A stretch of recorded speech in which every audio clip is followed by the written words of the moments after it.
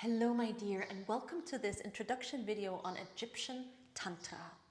Now Tantra is not an Egyptian or Kemetic word.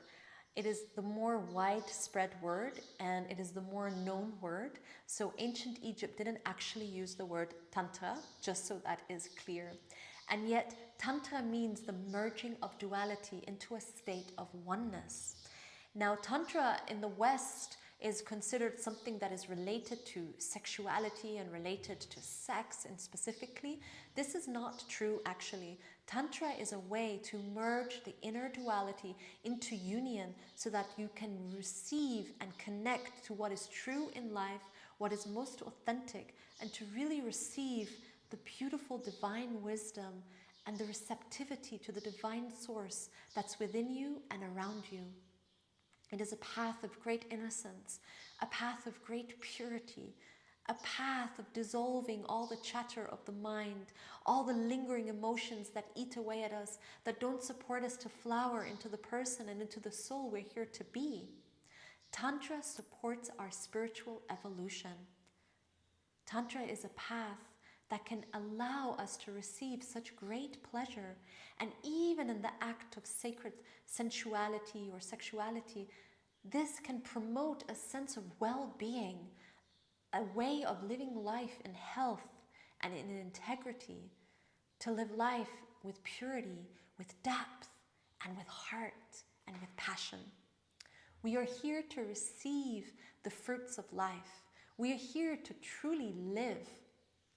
And the ancient Egyptians knew that, for they knew that the afterlife, or what happens after you die, is simply a mirror or a reflection of how you've lived in this world. So if you lived in this world always feeling ashamed and guilty and afraid, it's likely that when you die, you will feel those feelings as you walk through the underworld. Therefore, what can support you to feel a sense of great joy, great health, great vitality, and happiness is when you lead a healthy, sensual, and sexual life. Now, how do you lead a life like that? It's when you merge the inner polarities together, meaning we are, in a way, always, there's these dual forces within us that by nature also separate. Why do we separate? In order to find union and the bliss and ecstasy of that union. What are some of these different opposing forces? Well, this is a very big body of work, by the way. This is just an introduction. So some of these opposing forces are, of course, as you know, the masculine and feminine. One pole is a positive pole, one is a negative pole. One really induces structure and really supports stability, and the other kind of flows around that, and it's more flowy and fluid. Now, in ancient Egypt, there are many of these polarities, and it is Maat at the center of all of them that brings about the balance. You will find a polarity between what is the dark and the light. You will find a polarity between what is softness and what is power. You will find these polarities, but when they come together, softness and power, it can induce a great momentum. When you bring together the dark and the light, you can awaken to truly seeing what is true and what is real, not being dazzled by the light or not being afraid of the dark, but getting so real and so in alignment with your power and your purpose. Now, there are these couples, many couples, and some of these couples, for example, are Set and Usar, Isis and Osiris. Now, in their love union, she is the memory, she is the water line, she is the bloodline, she is the ancestral line, and she's all that comes along with that. Meaning, she's all the many generations and many cycles of emotions and experiences that come along that we are born with in our DNA. So she is this great, vast water ocean depth.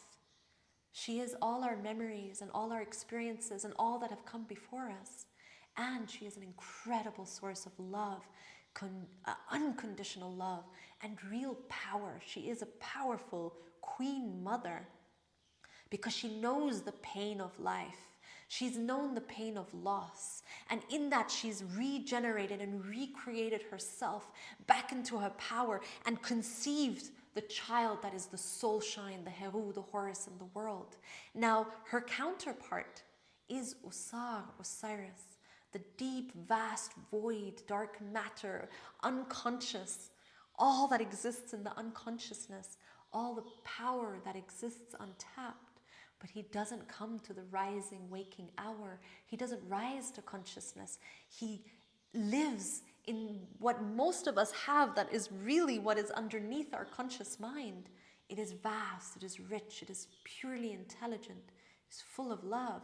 And so she longs for that fusion with him, that place where she can, in a way, receive that oneness and also not carry all these memories and everything, but for a moment to be in bliss, in just this here and now eternal moment of love. Their creation, their co-creation, their love child is Horus, Heru, the soul that shines through in the world. That is when we come together with these two forces, we birth ourselves as a soul child, as a divine child into the world. Now this is one of these unions. Another union is Sekhmet and Ptah. Sekhmet, roaring lioness, the daughter of Ra, made of fire, here brought on earth in order to remove everything that would create chaos and imbalance. She got a little bit bloodlust and a little bit drunk on her power when Ra summoned her to bring back order and to destroy everyone and everything that was creating disorder. She got so obsessed with it that she forgot herself and became bloodlust. And in the end, when she returned back to her senses and turned into the beautiful cat Bastet, she has a power to that. She has the power of the feline energy, but also in balance, she's the protectress. In balance, she supports our real power of knowing our energetic boundaries. To be a little bit fierce sometimes with, don't come into my space, but we can still do that with love, but with a really clear, fierce love sometimes. And when she doesn't need to be fierce, she's soft. She lounges, she relaxes. She doesn't need to assert her power all the time, only when needed.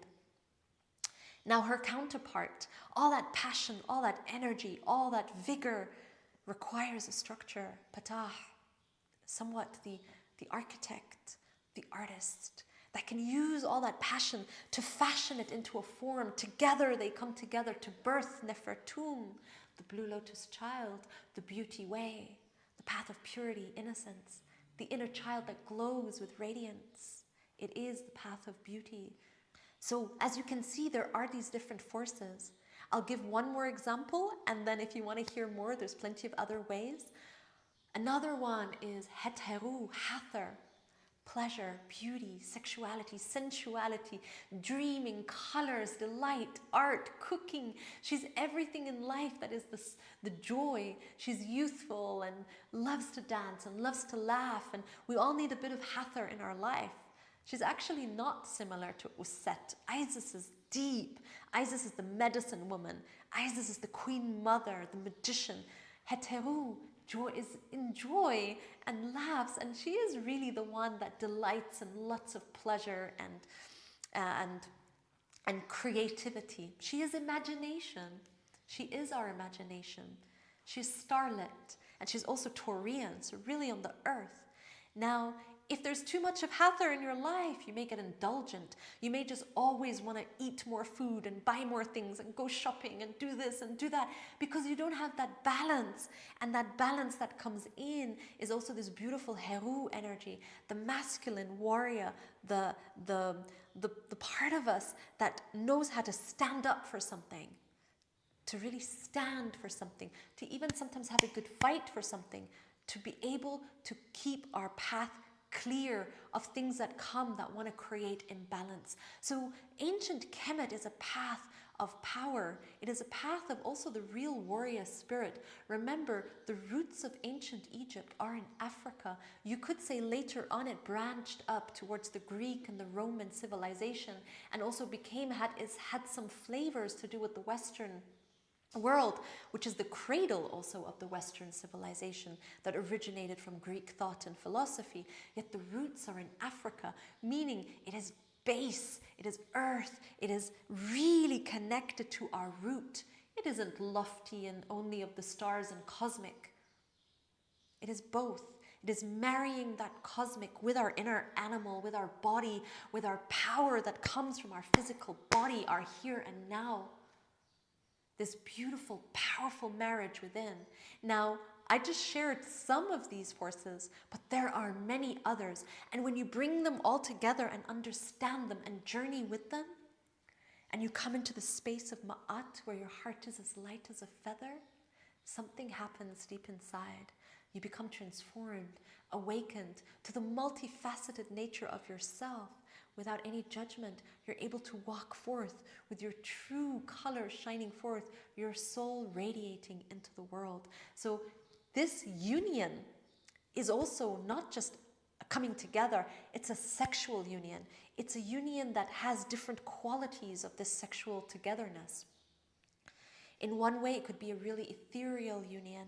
In others, it is super passionate and physical. In another, it is so much of the soul that it is almost like tears falling down one's face. It is so deep. There are many layers to these unions, many layers to our human expression. Our life force energy, our sexual energy is powerful, powerful. It gives so much life and creativity to our world. So if you enjoyed this video, thank you so much for watching. I look forward to see you more. If you are into Egyptian Tantra, stay tuned on Bliss School. We have an Egyptian Tantra course coming up soon. And if you like this video or you have anything to share, please let me know. Sending you love. Bye-bye.